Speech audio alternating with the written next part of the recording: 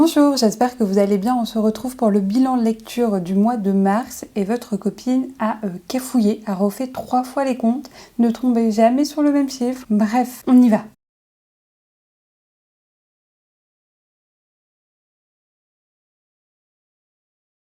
Donc en mars, j'ai lu, après de multiples recomptages, 14 livres. Et pourquoi j'ai autant cafouillé? C'est parce qu'il y a 2 livres que j'ai commencé à lire en février et que j'ai fini en mars. Ce que j'évite de faire d'habitude, mais là, bon bref, ça s'est goupillé comme ça, vous allez comprendre pourquoi assez rapidement. Et un livre hors palle. Comme je vous le disais dans ma dernière vidéo, ma pile à lire n'a pas diminuer, elle est restée stable, 42 livres. C'est l'objectif pour le mois d'avril, c'est de la faire descendre sous la barre des 40 livres. Bref, j'ai pas que acheté, je vous rassure, on m'a prêté pas mal de livres. En termes d'objectifs que je me fixe de manière mensuelle, il y a le fait de découvrir une autrice de SFFF francophone par mois, et là c'est chose faite, j'en ai découverte 2, donc parfait. Le deuxième objectif, c'est de lire un essai par mois, et là pareil, ça a été fait, parfait. Et le troisième objectif, c'est de sortir une relique de ma palle par mois, et là parfait, ça a été fait. Double check vu que j'en ai sorti 2 comme vous avez pu le voir dans ma dernière vidéo où je vous parlais de ma palle des reliques pour le mois prochain. Donc les objectifs sont remplis et ça c'est vraiment très cool. En termes de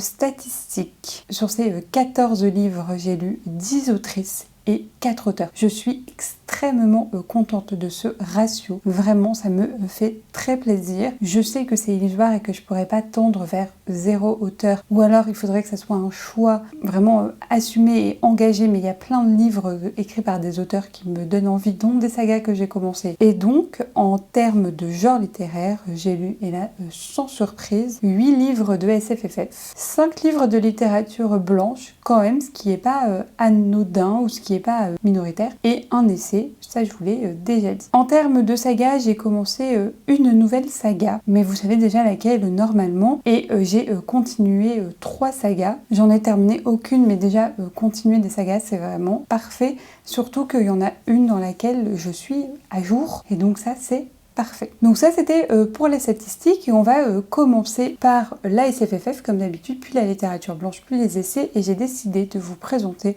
pour un petit peu plus de cohérence, vu que c'est quelque chose qui me plaisait un petit peu moins dans les vidéos, d'essayer de les classer en termes de la moins bonne à la meilleure lecture, ou à peu près faire des tranches comme ça, afin qu'il y ait un ordre un peu cohérent et que ça soit pas juste l'ordre du livre qui me tombe sous la main au moment où je filme cette vidéo. En SFFF, j'ai fait quand même de bonnes lectures ce mois-ci, et vous allez voir que j'ai fait dans l'ensemble de très bonnes lectures tout ce mois de mars, et donc je suis vraiment très contente. Et en même temps, j'ai lu peu de reliques, ou des reliques qui me faisaient très envie, et j'ai davantage lu des choses beaucoup plus récentes ou arrivées récemment dans ma pile à lire, et donc c'est ce que je vous disais dans une précédente vidéo, je sais plus laquelle, mais en fait je me connais beaucoup mieux en termes de lecture et de goût de lecture, et je sais ce qui va me plaire et ce qui risque de moins me plaire, et c'est pour ça aussi que je veux pas forcément baisser ma palle, mais la faire rouler pour que je puisse lire des livres qui soient plus en adéquation avec ce que j'ai envie de lire au moment où j'achète le livre. Vous voyez ce que je veux dire? On commence par la SFFF, et ma moins bonne lecture, mais qui a été quand même une bonne lecture, vu que je lui ai mis 3 étoiles sur 5 il me semble, c'est ce livre de Jean-Laurent Del Socorro, Royaume de vent et de colère. J'avais adoré Boudica du même auteur, et donc j'ai envie de découvrir à peu près tout ce qu'il avait fait. Et Anne-Sophie m'avait proposé, suite à cette vidéo où je parlais de fantaisie historique, de lire avec elle Royaume de vent et de colère, donc ce que j'ai évidemment accepté de faire. Je suis toujours très enthousiaste de faire des lectures communes, et donc nous avons lu ce livre-là. Ce livre-là se passe en 1596 à Marseille. On aurait pu s'arrêter là dans le résumé. Moi, Marseille, c'est ma ville de cœur, c'est ma ville d'origine, et donc un livre qui se passe sur Marseille, j'achète. Et en plus, là, on parlait d'un aspect historique de Marseille que je connaissais pas. Marseille qui avait fait face au roi de Navarre, donc le futur Henri IV, qui allait devenir roi de France, et donc dans cette guerre, dans ces massacres interreligieux en France, donc entre les catholiques et les protestants. Donc Marseille fait face et ne veut pas se soumettre au roi qui s'est converti. J'adore l'idée. Donc là, on pousse la chose un peu plus loin, vu qu'on fait de Marseille une république qui ne se soumet pas, et on a 5 ou 6 points de vue de personnages différents qui nous raconte un petit peu ce qui se passe et surtout les dernières heures avant finalement ce qui va être la capitulation de Marseille. Je ne vous spoil rien, c'est dès le résumé et surtout dès les premières pages. Ce que j'ai bien aimé, donc, c'est ce contexte historique. Vous savez, j'aime beaucoup la fantaisie historique. Ce que j'ai moins aimé, c'est qu'en fait, il y avait énormément de points de vue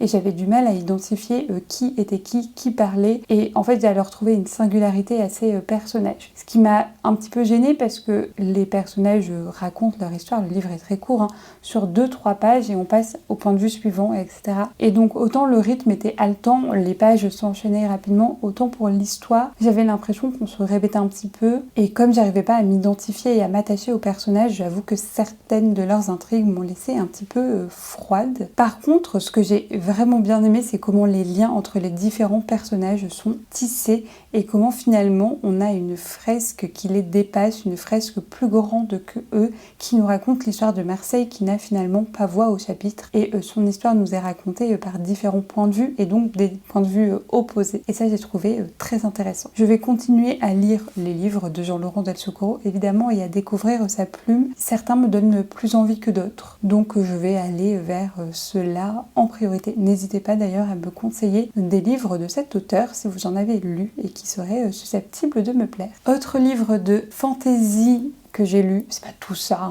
j'ai lu le premier tome, ici donc, un tiers du livre, qui est l'intégrale de Game of Thrones, donc de George R.R. Martin. Mon idée c'était de lire un tome par mois, ça a vite capoté cette histoire. Bref, ça a échoué et là je reprends petit à petit. J'ai bien aimé mais sans plus, parce qu'en fait on est encore dans les moments où c'est très très très fidèle à la série, et en fait je savais quasiment tout de ce qui allait advenir, et c'est vrai que c'est pas très haletant, il se passe pas mille choses, et donc quand en plus on sait tout ce qui va advenir, c'est une lecture sympa mais sans plus. J'ai bien aimé parce que franchement l'univers est incroyable, je suis vraiment très fan de ces jeux d'intrigue, de politique, on en a déjà beaucoup parlé ici, notamment avec ma tier list des tropes de fantasy, mais j'ai hâte d'arriver dans les tomes qui sont moins fidèles à la série, ou dont la série est moins fidèle au tome plutôt, et du coup de découvrir, mais pour ça il faut que je passe par cette intégrale, et je vais essayer pour cette intégrale, comme je l'ai en ma possession, de lire un tome par mois, donc ça fait mars, avril, mai, et comme ça en mai je vais pouvoir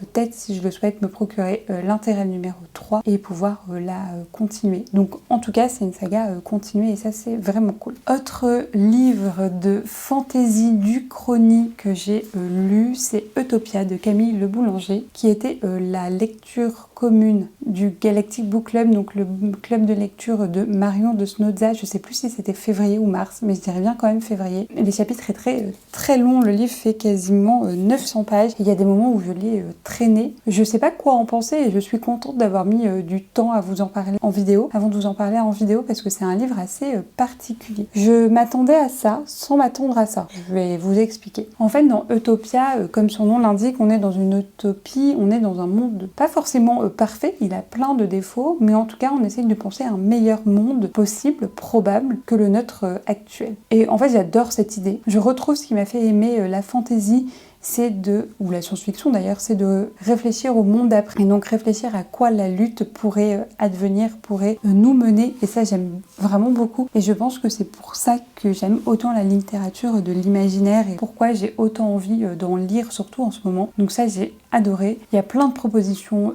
politiques intéressantes, et en tout cas, même si je suis pas d'accord avec toutes les propositions politiques, je trouve qu'il y a un réel travail de l'auteur sur certains sujets, notamment économiques. Cela donne lieu à des questions, des questionnements de la part des personnages, mais aussi de nous, lecteurs, lectrices, que j'ai trouvé très intéressant. Donc on évoque notamment la division du travail, le travail social, revenu même universel. Bref, il y avait plein de questionnements politiques et surtout économiques qui m'ont interpellée, que ça soit positivement ou négativement, et même si j'étais pas d'accord sur tout, et si je trouvais certaines choses peut-être moins faisables que d'autres, j'ai trouvé que c'était quand même une bonne introduction à ces questions-là philosophiques ou de philosophie économique. Ce qui m'a moins plu dans l'ouvrage, c'est qu'en fait il se passe rien. Et il se passe rien sur 900 pages. C'est un petit peu long. En fait, on a juste Humo, Mo, je sais pas comment ça se prononce, qui est notre héros principal. Et en fait, au gré de sa vie, parce qu'on le suit quasiment de ses jeunes années à sa mort, quasiment, il nous raconte sa vie, en fait. Et on se balade avec lui dans l'univers. Alors c'est un peu un prétexte pour découvrir l'univers, pour découvrir comment il fonctionne, à la fois politiquement, philosophiquement, moralement, économiquement, socialement, etc. Mais aussi dans les conflits que cela peut engendrer, ou dans plutôt les oppositions plutôt que conflits. Mais sinon, il ne se passe pas d'histoire. Et en fait, sur 900 pages, c'est encore une fois très long. Et j'aurais aimé qu'il se passe une histoire. En fait, j'aurais aimé qu'on ne se balade pas juste dans un monde. Je trouve que là, c'est un peu un prétexte pour ça. Et surtout, il y a des moments hyper long. Moi, j'en peux plus. Enfin, je l'ai dit déjà plein de fois sur le Discord de Snowza. Mais moi, j'en peux plus. Des pages et des pages et des pages et des pages de description sur les éoliennes et comment on les démonte. Et quand je vous dis des pages, c'est bien genre une quinzaine de pages là-dessus. Voilà, il y a quand même des longueurs. Évidemment, sur 900 pages, ça serait étonnant qu'il n'y en ait pas. C'est étrange pour moi qu'il n'y ait pas d'histoire réellement racontée. Il y a des questions qui m'ont plu. Et en fait, comme j'ai retrouvé ce que j'aimais dans la littérature de l'imaginaire, à savoir ces questionnements-là et du coup faire advenir un nouveau monde et y réfléchir, le livre m'a plu. Mais si c'est pas des questions qui vous intéressent vous, et peut-être s'il y avait moins de questions économiques, peut-être que ça m'aurait moins plu. C'était une lecture particulière. Je suis très contente de l'avoir fait en lecture commune parce que ça m'a motivée à plein de moments où j'aurais pu abandonner parce que vraiment c'est long, 900 pages. En très bonne lecture aussi, voilà. J'ai succombé, on ne dira rien. Lever de soleil sur la moisson de Hunger Games, c'est le préquel juste avant la trilogie principale. Ici, on va suivre, je sais jamais le prononcer, Amit, donc qui est le mentor de Katniss et Peeta dans la trilogie principale et on va suivre son passé, ses jeux et pourquoi il est devenu alcoolique, là où on le découvre en fait dans la trilogie principale. C'était une bonne lecture, vraiment je l'ai dévoré, ça fait quasiment 500 pages et je l'ai lu en un petit peu plus de 24 heures. Je l'ai dévoré, ça c'est sûr. C'est une lecture de fanservice en fait, c'est ce que j'ai mis sur Goodreads. Je laisse d'ailleurs très peu d'avis sur Goodreads, mais je trouvais que le fanservice marchait quand même très bien. Moi j'ai pas lu le préquel sur Snow, le président Snow, mais j'ai vu le film et heureusement parce qu'en fait je trouve que sans ça j'aurais perdu une partie des informations qu'il y a dans ce livre-là. C'est vraiment un livre qui est construit sur des clins d'œil aux autres livres en fait de l'univers. Alors moi j'aime bien parce que pour le coup j'avais tous les clins d'œil. Je suis pas la plus grande des fans de Hunger Games. J'aime vraiment beaucoup, mais je l'ai découvert assez tardivement, il y a genre 1 an et demi pour les livres. Je les ai jamais relus. J'ai vu les films plusieurs fois, mais c'est tout. Donc voilà, je suis pas la plus grande fan d'Hunger Games, mais j'ai vu tous les clins d'œil, donc du coup c'était quand même plaisant, il y avait l'impression d'appartenir à une communauté, et en fait ça marche, c'est une recette qui fonctionne. J'ai pleuré au début, j'ai pleuré à la fin. La lecture était un très bon moment de lecture, c'était du fan service, j'en attendais pas beaucoup plus, ça a rempli mes exigences à ce niveau-là, et c'était très chouette, et encore une fois, je trouve que la dénonciation de la propagande est extrêmement bien faite. C'est un thème récurrent dans les livres d'Hunger Games, mais ça fait du bien en fait de le revoir écrit et du coup de voir autant de personnes qui le lisent sur les réseaux sociaux. Peut-être que ça va sensibiliser aussi les gens à être de la bonne manière critique du discours des gouvernements, ou en tout cas de se renseigner, de croiser les sources et de développer leur esprit critique. Je me dis qu'au moins le job sera fait pour ça. Et franchement, c'est du fan service. Si vous avez aimé Hunger Games, si vous voulez juste prolonger l'aventure, lisez-le. Mais il n'y a pas grand chose de plus là-dedans. Et je trouve que les révélations qu'on a sur Amit, on les avait déjà devinées en fait. On comprend qu'il a vécu des choses horribles dans ses jeux et dans l'après de ses jeux pour devenir alcoolique et la personne assez, je sais pas si acariâtre est le bon mot, qu'on découvre en fait dans la trilogie principale. Et du coup, il me reste pour finir cette saga que le préquel sur Snow, que je vais lire un peu plus tard, parce qu'en fait il coûte quand même assez cher ces livres, quasiment 20 € pour même pas 24 heures de lecture, bref, plus tard. Et je sais pas, mais peut-être que vous le savez, j'aurais pu me renseigner. Est-ce qu'elle a prévu d'écrire d'autres livres? Alors après, je sais pas trop sur qui elle peut écrire dans cette saga, ou est-ce que après ces deux préquels, on peut dire que la saga est terminée? J'aimerais bien le savoir parce que du coup, si ça me fait terminer une saga, je veux bien lire le préquel sur Snow assez rapidement. Mais donc c'était la deuxième saga avancée, continuée de cette pile. On arrive sur mes très très bonnes lectures. Cette lecture, elle a frôlé le coup de cœur. J'ai adoré, mais c'était pas un coup de cœur. C'est cette lecture-là, et donc c'est la troisième saga que j'ai continuée et pour laquelle je suis à jour, vu que ni le préquel ni le tome 3 n'ont encore été traduits en français. Je sais même pas si le tome 3 est sorti en anglais. Bref, c'est le tome 2 de The Royal Coven, donc ici qui s'appelle The Shadow Cabinet de Juno Dawson, que j'aime vraiment beaucoup. Pour rappel, on est dans un univers de sorcières de Coven, avec des prophéties, une personne transgenre et du coup une dénonciation de la transphobie avec un gros pied de nez à la dame dont on ne citera pas le nom, qui a fait un livre sur les sorciers et sorcières. J'ai vraiment adoré cette lecture, beaucoup plus que le tome 1 qui posait quand même pas mal les bases de l'univers et en fait que j'avais bien aimé, j'avais trouvé que c'était une bonne plaidoirie à lutter contre la transphobie et avec des bons arguments. Ici je trouve qu'on va plus loin dans l'histoire, qu'elle est beaucoup plus profonde et en fait on a une opposition politique qui se joue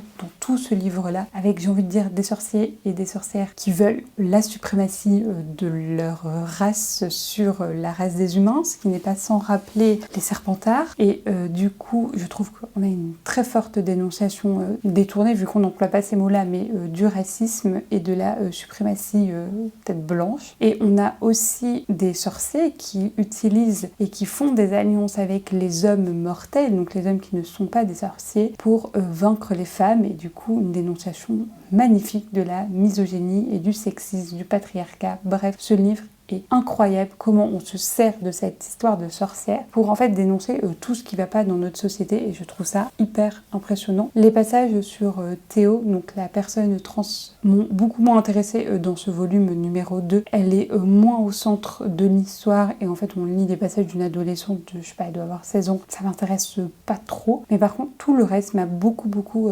intéressée. Et donc pour l'histoire, on avait fini le tome 1 sur une guerre entre les différentes factions des sorcières et là on les retrouve juste après où elles doivent gérer les conséquences qui se révèlent au fur et à mesure quand même de l'histoire et gérer les problèmes que j'ai mentionnés au début, donc l'idée de créer un ordre de sorcières au-dessus des mortels, les histoires aussi entre les hommes et les femmes, que ce soit chez les mortels ou chez les sorcières. Bref, c'était une très bonne lecture. J'ai trop hâte de lire le tome 3 et ça fait du bien de lire une histoire avec des sorcières et des sorciers qui soit autant ancrée dans les problématiques du 21e siècle et des problématiques essentielles à mes yeux. Moi, je me dis, j'aurais trop aimé lire ça quand j'étais peut-être que ado, j'aurais pas tout compris des subtilités, mais je me dis qu'il y a plusieurs niveaux de lecture et que c'est à mettre entre les mains de pas mal de lecteurs lectrices et j'ai très hâte de continuer cette saga. On arrive à mes 2 coups de cœur de ce mois-ci, je les ai pas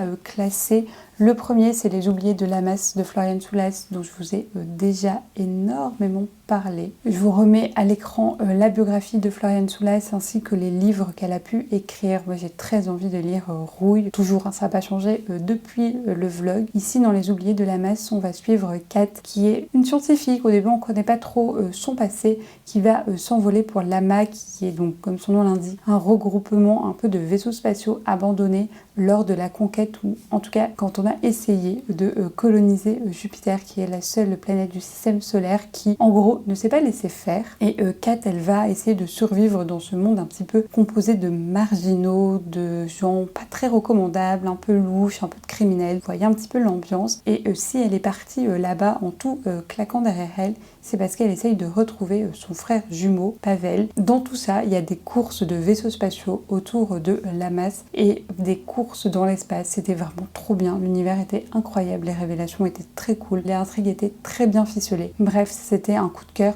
Je vous le disais dans le vlog, il fait quasiment 900 pages et je ne l'ai pas lâché. Je l'ai lu en une semaine, j'arrivais pas à le poser. C'était incroyable. Et le dernier coup de cœur en SFFF, c'est Fragile de Nicolas Martin, que j'ai eu à Noël, un cadeau de mon frère, suite aux bons avis, aux bons retours que j'ai pu voir et surtout à la rencontre avec Nicolas Martin aux Utopiales, où il parlait de son livre et où il parlait aussi d'autres livres. Et en fait, il avait un discours très engagé à gauche. Il m'a donné envie de découvrir ce livre-là. C'est chose faite, j'ai beaucoup pleuré. C'était une lecture pas facile, vraiment, sur plein d'aspects. Attention peut-être en le lisant. Donc on est dans une société où l'extrême droite a pris le contrôle déjà. Voilà. En fait, dans la temporalité, je sais pas comment expliquer ça, mais j'avais l'impression que c'était un un futur très proche, que ça aurait pu arriver demain. Et donc ça m'a un peu glacé le sang, ça m'a mis dans des dispositions, ça fait flipper quoi, dès le début du livre.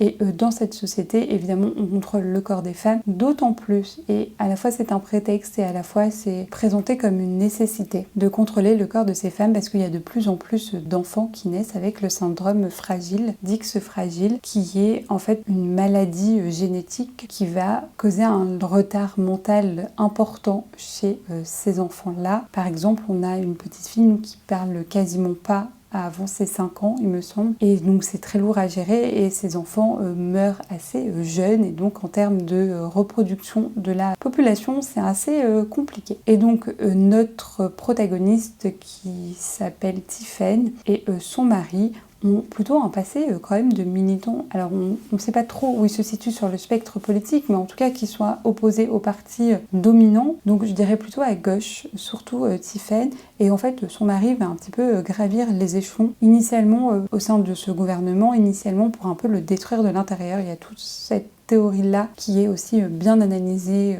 et contestée. Et du coup, grâce à sa position dans le gouvernement, Tiffen et son mari vont pouvoir profiter d'un programme d'eugénisme embryonnaire qui consiste à manipuler génétiquement avant de leur implanter l'ovule fécondé. Et en fait, on va suivre donc cette famille avec ce nouveau-né qui est, ma foi, très particulier et qui fait très vite flipper la famille. Et surtout la mère, on n'a quasiment que son point de vue, surtout vu qu'il développe des compétences et des capacités un petit peu extraordinaires pour son âge. Et ça fait flipper Tiffen et elle va enquêter là-dessus. L'intrigue est surtout basée sur ce contrôle du gouvernement et cette dérive extrémiste de droite, le contrôle policier qui est mis en œuvre. Bref, ça fait très froid dans le dos. J'ai beaucoup aimé la fin, je l'ai trouvé très poétique. Et je vous invite à découvrir ce chef-d'œuvre. Le dernier livre que j'ai à vous présenter en SFFF, c'est un livre qui m'a vraiment pas plu. Ça a été une grosse déception, on va aller très vite là-dessus. C'est Le Dompteur d'Avalanche de Margot Delorme. Je vous mets sa biographie à l'écran. Margot Delorme, c'est aussi une autrice de SFFF francophone et en fait, c'est son seul livre qu'elle a écrit, c'est son premier livre. J'ai pas du tout accroché au livre. Je peux pas dire que c'est mauvais parce que clairement ça l'est pas du tout, mais ça m'a laissé de marbre. J'ai entendu, je l'ai écouté en audio, l'histoire se dérouler et à aucun moment j'ai été prise dans l'histoire. Alors je sais pas pourquoi, je reconnais une certaine beauté dans l'écriture de cette autrice, une imagination qui était très intéressante, enfin un imaginaire développé, mais l'histoire ne m'a absolument pas touchée. Donc dans Le Dompteur d'Avalanche, on va suivre un jeune homme dont j'ai oublié le nom, qui apprend un peu du jour au lendemain qu'il a des pouvoirs, il peut donc dompter les avalanches dans mes souvenirs. Et en fait, la magie, elle est proscrite dans ce pays, ce royaume, je sais pas trop où ça se situe. Et du coup, il est chassé de son village et on veut le tuer. Il va faire la connaissance d'animaux, genre une fouine qui va l'aider, quelque chose comme ça. Et il va se mettre en quête, je sais même plus de quoi en fait. J'ai gardé très peu de souvenirs de la fin, j'ai vite décroché, donc je peux vous parler que des grandes lignes. J'ai trouvé que c'était un schéma de SF, enfin de fantasy ici, trop vu, trop classique. Et du coup, ça ne m'a absolument pas plu. Donc voilà, je sais pas si je lirai d'autres livres de cette autrice. En tout cas, je vais garder un œil sur ce qu'elle a pu faire parce que pourquoi pas, il peut y avoir une pépite. Et encore une fois, c'était son premier livre et il y avait des qualités certaines, mais ça n'a pas suffi à me plaire. Et donc vous l'avez remarqué, hein, j'ai essayé de classer les livres de mes moins bonnes lectures à mes meilleures lectures, mais j'ai oublié le livre, le seul qui n'était pas dans ma palle et donc que je n'ai pas en physique. Ça s'améliorera le mois suivant. Bref, on passe au livre de littérature blanche et là je vais essayer vraiment de les classer, comme ça sera beaucoup plus simple. Je commence avec un livre qui n'aurait jamais dû être lu s'il faisait pas partie de cette aventure-là. Mais en fait, je trouve que l'aventure est tellement mignonne et je voulais vous inciter à faire la même chose que je vais vous le présenter en vidéo. Donc, il s'agit de Rebelle d'Anna Godbersen. Je sais pas si je prononce bien. C'est une saga. Clairement, je vais pas le lire la suite. J'ai détesté l'histoire. Je pense que sans cette aventure, j'aurais DNF le livre. Enfin, j'aurais même pas lu en fait. Et ici, c'est un livre qui date des années 90, je dirais, 93. Et en fait, ça a tous les défauts d'un livre de cette période-là qui s'adresse à des jeunes filles et c'est très stéréotypé. C'est un Gossip Girl, mais vraiment stéréotypé, qui se déroule à Manhattan en 1899. Bref, j'ai un peu tout vu venir. Quoi vous dire de plus à part que c'est stéréotypé, mais bon bref. Et donc je voulais vous parler de l'histoire et donc expliquer pourquoi je l'avais lu. Une amie me l'a commenté. Je vous montre une page. Donc voilà, elle me stabilote des choses, elle me les commente et elle fait ça sur une bonne partie du livre. Donc voilà, il y a des petits commentaires et en fait c'est trop marrant parce qu'elle l'a lu une première fois et elle me l'a commenté et elle a mis des choses qui allaient me faire rire, qui allaient me toucher, des petites anecdotes sur elle et je trouve l'histoire trop mignonne. C'est un livre qu'elle a adoré quand elle était enfant et du coup j'aime trop ce va-et-vient de livres qu'on fait. Alors elle en fait plus que moi, je suis un peu à la bourre sur ça, de se prêter des livres qu'on a bien aimés mais commenter et je trouve l'attention trop mignonne et pour des amis lecteurs et lectrices, franchement c'est un super cadeau. Alors oui, il faut écrire dans le livre mais ça c'est autre chose et je trouve que ça en fait un livre tellement personnel mais ça crée quelque chose dans cette relation que je trouve très mignonne et donc je voulais vous parler plutôt de ça plutôt que du livre. Mais peut-être qu'elle me commentera la suite et que donc je continuerai cette saga. Autre livre, du coup seule saga que j'ai réellement commencé, mais j'en ai fait tout un vlog donc je vais pas épiloguer là-dessus, c'est La femme de ménage de Freida McFadden et donc j'ai fait un vlog intitulé Sobrement. Qu'est-ce que ça vaut? Et donc ça vaut pas forcément sa hype actuelle, mais je comprends après l'avoir lu sa hype actuelle. Je trouve pas qu'il mérite d'être lu par autant de personnes, mais je comprends pourquoi autant de personnes le lisent. On a une lecture sans prise de tête. Alors réellement sans prise de tête, vous pouvez sauter des pages, vous allez toujours comprendre ce que vous êtes en train de lire. Il y a des informations qui sont répétées des centaines de fois. C'est divertissant. Je trouve qu'il y a quand même quelques truc assez problématique dans les relations notamment homme-femme et femme-femme. Le style casse pas trois pattes à un canard, mais ça fait le job. Il y a des révélations, j'ai été surprise, j'ai tourné les pages, j'ai pas vu le temps passer. Bref, ça fait le job. Comme je l'ai dit dans cette vidéo, je lirai la suite, pas de suite. En plus, il me semble avoir vu qu'il y avait un tome 4 qui sortait. Si ça prend des années, ça prendra des années. Les deux autres livres sont des livres que j'ai eus dans le calendrier de l'Avent de la box Cube et en fait, c'est deux livres assez différents. Le premier, c'est Les Orchidées rouges de Shanghai de Juliette Morillo, publié ici chez Charleston Éditions. Et en fait, je crois que c'était mon premier livre de cette maison d'édition. J'étais très sceptique en lisant, en voyant surtout la couverture et en lisant la 4e de couverture, mais j'ai adoré. J'ai tellement adoré ce livre-là que je l'ai conseillé à plein de gens autour de moi et que des personnes m'ont dit « Ah, mais tu te rappelles ce livre dont tu nous parlais et tout ?» Parce qu'en fait, j'en ai parlé tout le temps. Ici, on est en Corée en 1937 au tout début et en fait, on va suivre une jeune fille, Sang-mi, qui est une Coréenne de 14 ans. Et il faut savoir qu'à ce moment-là, le Japon a des velléités coloniales assez importantes et va envahir en fait une bonne partie de la péninsule de l'Asie du Sud-Est et dont la Corée. Et dans cette invasion-là, il va de force, pour certaines, kidnapper des femmes, enlever des femmes qui vont servir de femmes de plaisir. Alors c'est un nom assez codifié d'ailleurs pour l'armée japonaise. Et donc nous, on va suivre Sang-mi qui est forcée par sa méconnaissance à devenir une femme de réconfort et on va suivre son périple. Donc elle a 14 ans au début et son périple est atroce. Donc attention, il y a toutes les VVS possibles et inimaginables.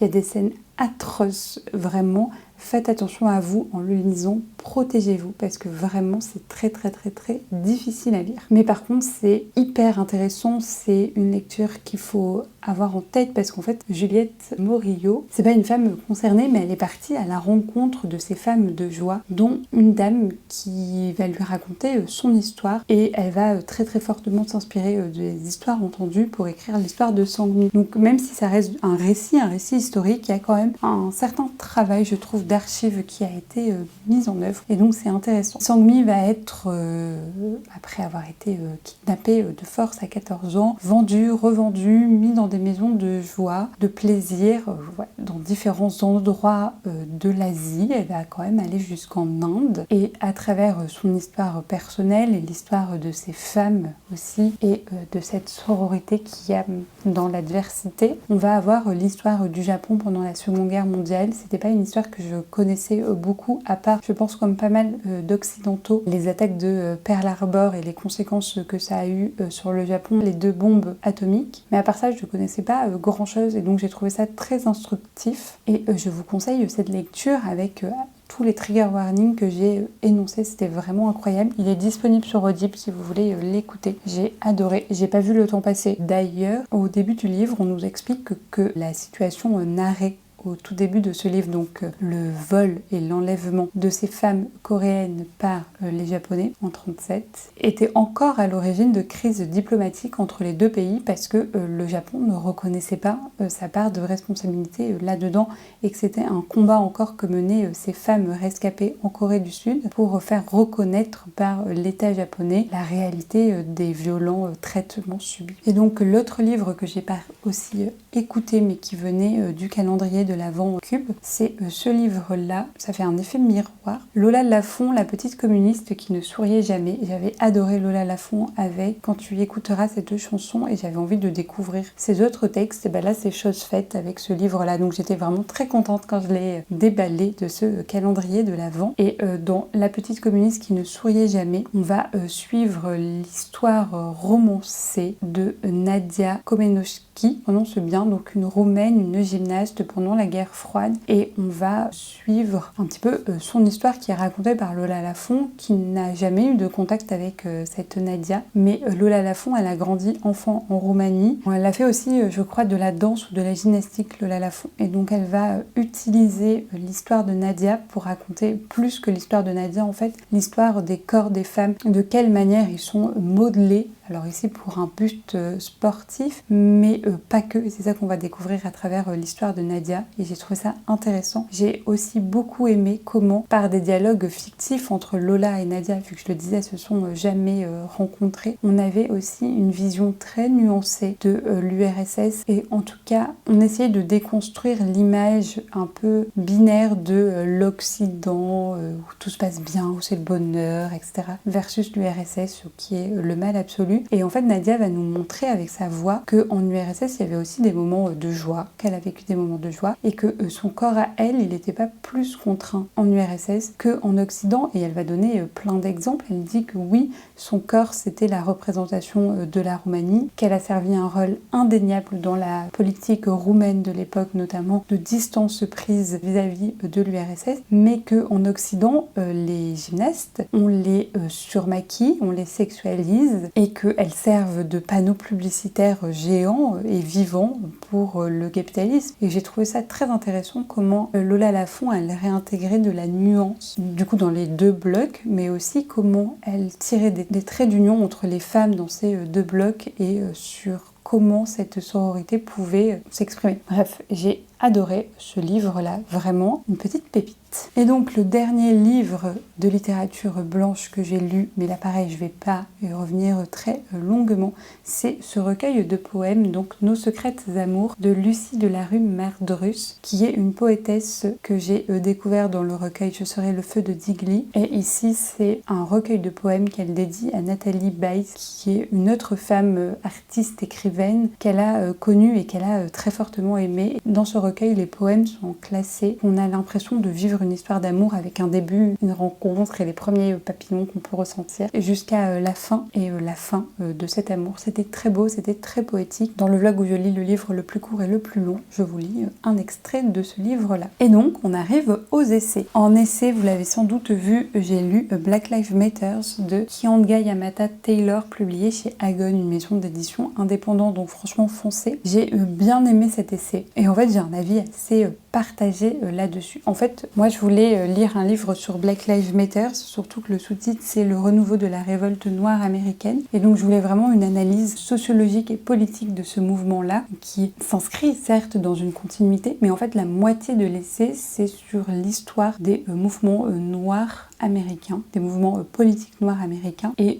du coup, c'était des choses que je connaissais, premièrement. Et deuxièmement, même si c'était pour montrer la forme d'inscription, qu'elle soit dans la continuité, mais aussi dans la rupture de Black Lives Matter par rapport à ces mouvements-là, en fait, j'ai trouvé que c'était trop long. La moitié de l'essai était consacrée à ça. Et du coup, c'était pas ce que je voulais et c'était pas ce dont j'avais envie. Et en plus, c'était des choses que je connaissais. Bref, c'était sympa hein, de se les remettre en mémoire, mais c'était pas ce que je voulais lire, en fait, tout simplement. Et dans l'autre moitié, par contre, de l'essai, on a là ce que je voulais lire, donc l'histoire de ce mouvement-là, mais surtout, on a une analyse, je trouve, très fine de la figure d'Obama dans cette Amérique-là et comment en fait ce mouvement Black Lives Matter avec ce slogan quand même très fort a pu émerger sous la présidence, premier président noir américain. Et en fait comment cette contradiction elle se tient et l'analyse de la figure d'Obama a été hyper intéressante. Et donc cette deuxième partie du livre était incroyable et même si j'ai pas appris beaucoup de choses sur Black Lives Matter, mais par contre j'ai trouvé ça hyper intéressant comment on analysait la dialectique entre et l'opposition qu'il pouvait y avoir au moins initiale quand on n'avait pas encore réfléchi au problème entre